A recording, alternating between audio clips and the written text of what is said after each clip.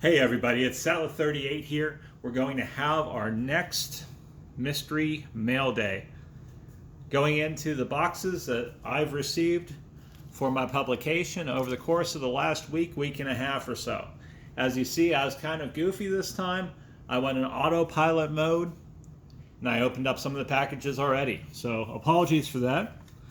We got this No Small Matter DVD talking about early childhood education. We'll be covering that for our video review section at some point.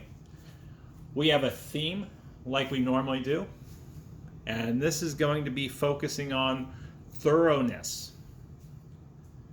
So again, I've ran NeuFutur magazine since November of 1998, and what I've noticed has been the best sort of benefit for me, just getting more opportunities than anything, has been being thorough. Here's a Lonnie Love book that we got that looks pretty fantastic off of,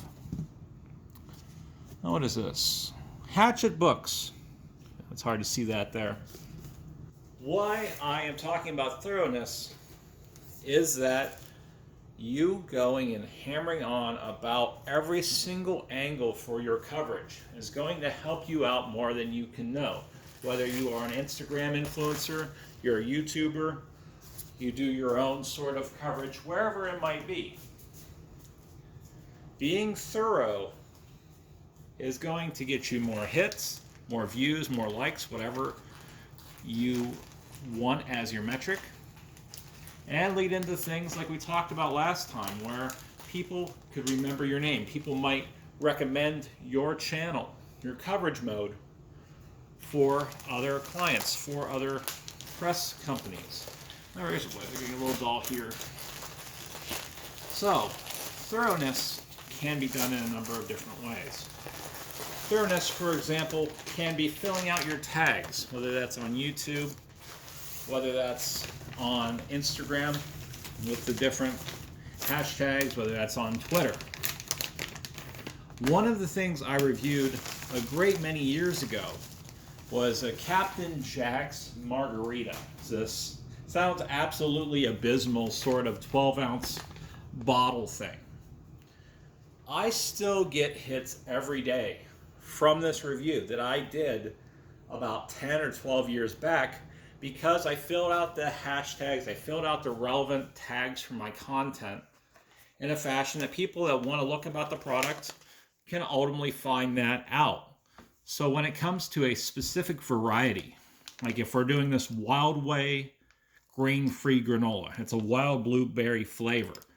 You can imagine here that the company, maybe 6, 8, 10 months down the road, might not like the sales of their product, may ultimately discontinue said product from their line. That doesn't mean people don't like it. It means that sales projections weren't as high as they had ideally liked for their product line. Maybe it just costs too much to ultimately go and make that product. Now, if I go and review this for my health and fitness section, and I use relevant hashtags, and I'm thorough in filling this out, I do Wildway granola, Wildway grain-free granola, grain-free wild blueberry. You know, all the different permutations that you can come up with. There's a good chance that my story will come up pretty close to the top, especially if I've keyed in all the specific varietals that you can consider. Heck, even using something like this UPC code down here at the bottom might be a way to garner extra hits.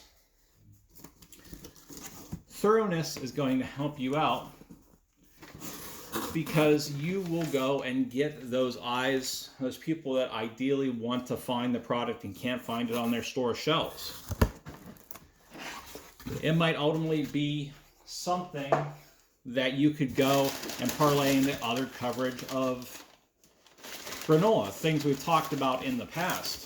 If you can be known as a quick responder for coverage from Wildway or from whatever PR firm works in, you could ideally have other health food products come across your door. Next time Wildway comes out with another product, you may make it on their automatic press list. So beyond the idea of being thorough with how you cover things, this could also roll into things of timeliness, which we talked upon last time. So I've covered Ecliptic a few times with the reviews in the magazine, with a few times on these openings. And this is the perfect example of being thorough and being timely for your coverage. I make sure whenever I review something that if I review this beer, that I'll have a hashtag or tag, whatever have you, for Hokulele Tiki inspired, Hokulele Tropical Ale, Hokulele Ecliptic. You can imagine what other iterations can come on from that. That'll go in my initial coverage.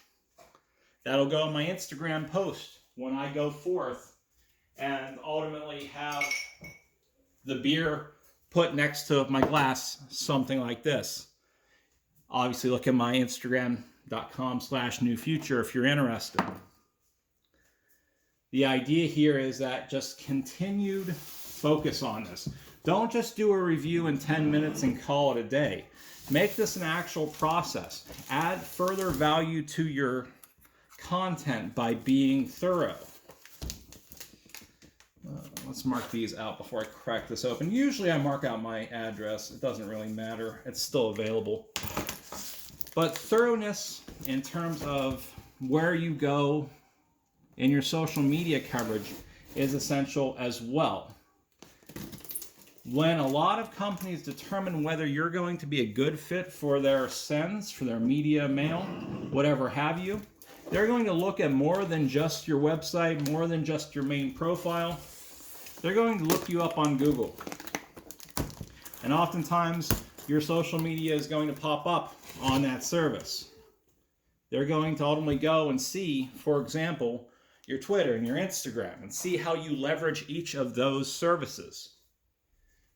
Now, if you are an individual that makes a Instagram and forgets about it or updates it once every 6 months, once every year, that might be a net negative for this company that wants to come out and send you things, that has just received your media pitched. Thoroughness also talks about those things that don't seem to have a ton of value to you. It's about having things that are continually updated, that can also add into that multiplicative effect that I discussed previously. So when I requested this Health Aid Booch Pop, this kombucha pop that they've got going on from the Health Aid company, yes, they're going to look at my health section. They're going to see how many times I've covered fizzy drinks, how many times I've covered kombucha. But there's a good chance that the PR contact went forth and ultimately looked up and seen how often that sort of content was discussed on my Facebook. How many times a week I update my Twitter. How reliable my guarantee of placement on social media would be. So when you've got your whole media empire, you want to ultimately go and keep things up to date. It may not look like you're being helped out very much by a Instagram that only gets 10 or 15 likes per post. But it sure is going to look a lot better to those people that ultimately send you stuff if you update each and every day, every 2 days. The process is not too terribly hard to do. Just while you're watching some shows, go and put up a post. Dig through your content and see something you can promote from the past. What I've had good luck with in the past, if I know I'm trying to contact a big fish in a specific area, I want to go and put my best foot forward. So if, for example, let's try to get this out. Oh, that's something else entirely. If, for example, I receive something like a Batman trade paperback, I might go and over the course of a week or two before that request ultimately is put through, put up relevant content.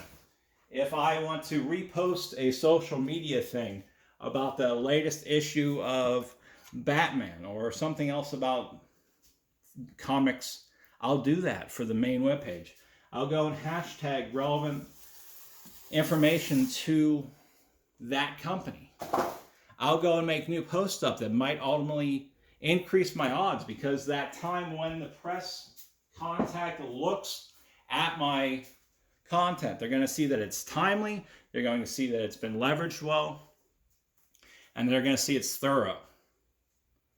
So again, the whole goal here is to first make yourself look attractive as an outlet for whatever company you're contacting.